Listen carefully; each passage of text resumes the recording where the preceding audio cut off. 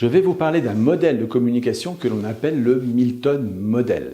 Il y a un modèle de communication qui est opposé au Milton Model, c'est le métamodèle. Le Milton Model, vous allez le découvrir, est un modèle de communication volontairement flou, alors que le métamodèle est un modèle de communication volontairement précis. Dans la vie de tous les jours, nous utilisons les deux. Mais plus souvent, quand même, il faut le dire, le Milton Model, qui a des atouts fantastiques, mais qui a un petit inconvénient, c'est que parfois, il est à l'origine de petites disputes ou d'incompréhensions. Voilà, d'où l'intérêt de bien connaître ces deux modèles-là. Alors, au passage, pourquoi Milton Model? Tout simplement parce que Milton Erickson a fortement influencé l'hypnose, comme vous le savez peut-être, mais il a aussi influencé les thérapies brèves et également la PNL, programmation neurolinguistique. Et son langage à lui, eh bien, c'était évidemment le Milton Model.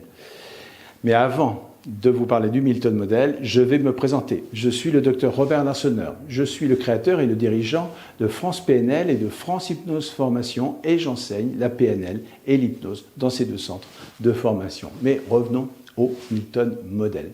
Le Milton Model, c'est le modèle de communication volontairement flou que l'on va utiliser à chaque fois que l'on veut convaincre quelqu'un. Imaginez par exemple qu'un jeune garçon de 16 ans ait envie de sortir un soir avec des amis. Il aura tout intérêt, s'il veut augmenter ses chances d'obtenir l'accord de ses parents, d'utiliser le Milton Model. Il pourra dire par exemple « Maman, papa, j'aimerais bien sortir ce soir, si vous le voulez bien. J'aimerais sortir avec quelques amis. Ce sont des amis qui sont sérieux. On va pas très loin d'ici. Et puis, on va rentrer tôt. » Voilà.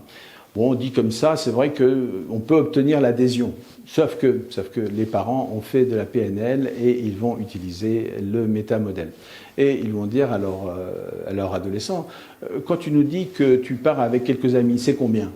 Et là, ils vont peut-être apprendre avec surprise que c'est une trentaine d'amis. Ah, c'est plus que prévu, plus que, en tout cas, eux, ils imaginaient. Parce que quelques amis, ce sont les mots prononcés par le jeune homme, mais peut-être que 4 ou 5, ce sont les représentations mentales que les parents mettent sur le quelques-uns. Vous voyez, donc on va donner des représentations mentales floues et les parents, eux, vont mettre des représentations mentales précises dessus.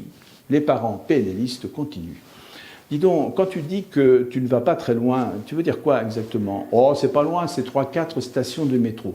3-4 stations de métro, pour les parents, c'est beaucoup. Pour l'enfant, ça n'est pas beaucoup. Vous voyez, toujours vague, hein, pas très loin. Les parents, eux, se mettent une représentation mentale différente. Voilà. Quand tu dis qu'ils sont sérieux, qu'est-ce que tu entends par là? Quand tu dis que tu vas rentrer tôt, tu vas rentrer à quelle heure? Bon, très tôt, ça ne veut pas dire grand-chose. Hein.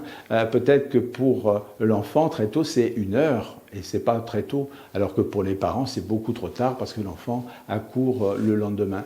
Vous voyez que le Milton Model est bien imprécis, bien flou.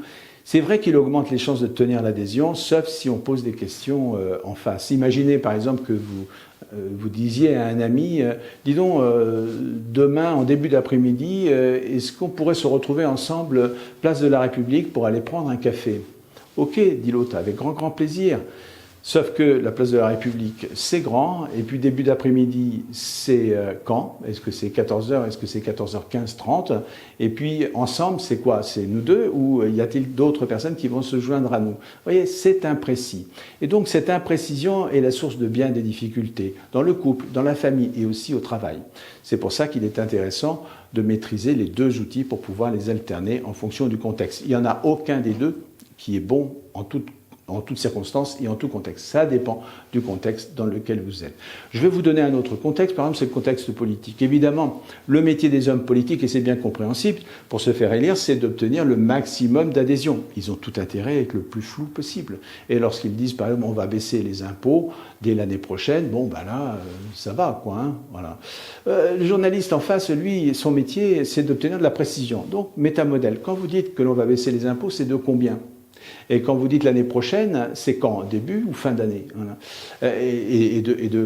Alors de combien, c'est vrai, mais aussi pour quelle catégorie de personnes, etc. Vous voyez, le journaliste va utiliser le métamodèle, alors que l'homme politique, c'est normal, c'est son métier, aura tendance à utiliser le Milton Model. Le Milton Model est flou, c'est aussi un modèle de communication souvent imagé. C'est pour ça qu'on l'utilise beaucoup en hypnose. Alors, voilà. il faut savoir utiliser ces deux modèles, c'est très très utile. Alors, le but de cette vidéo n'était pas de vous faire un cours sur le Milton Model, il faudrait passer une journée entière et un peu plus et faire des exercices. C'était simplement de vous donner de l'information. Voilà.